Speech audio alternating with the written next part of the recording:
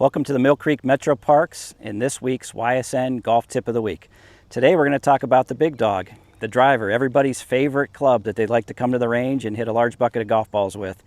To ensure that you're hitting them long and straight, we're going to do a couple things today that help you improve your tee shots and accuracy as well. So as you will see, you'll see a number of golf balls teed up here. You'll see 3 different ones.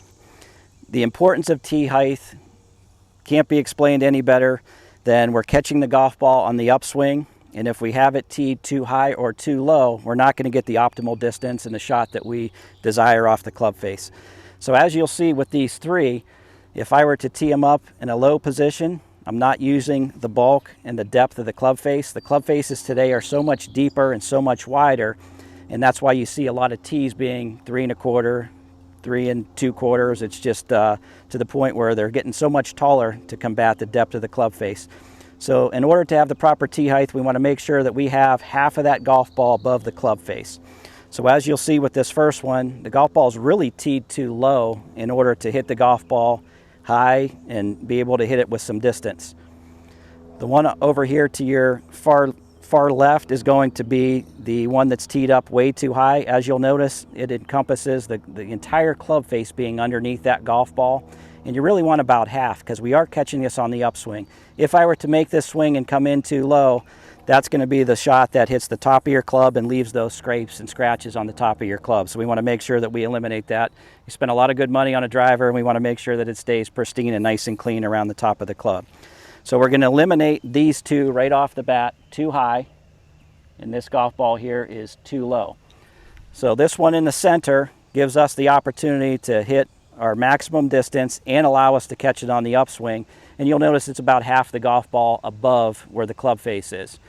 Another thing you'll notice about the club face and the club head itself is the bottom of the club is sort of tilted up from an aerodynamic standpoint. We want to make sure that we're launching it up, and this is the reason why we have it set up in this position. So as we hit the shot, we want to make sure that as we hit a driver shot, it's always going to be off the instep of our left.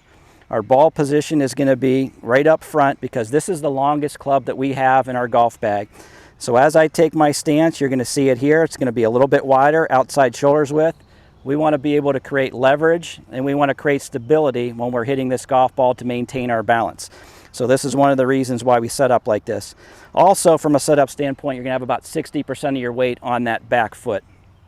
So we're going to preload that back foot. As we take the club back, we want to feel about 80% back here, and we want to be able to finish to the point where all of our weight is on that front foot, about 90% worth. Knowing that when we follow through, we're going to get our shoulders, our belt, and our right knee down the target line with all of our weight on that front foot and the front side. So if you hit it well, you're going to catch it on the upside of the golf tee.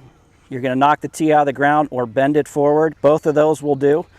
So we want to catch it on the upswing, unlike irons and hybrids and woods where we're catching it on the downswing a little bit, and it should look something like this. Good balance.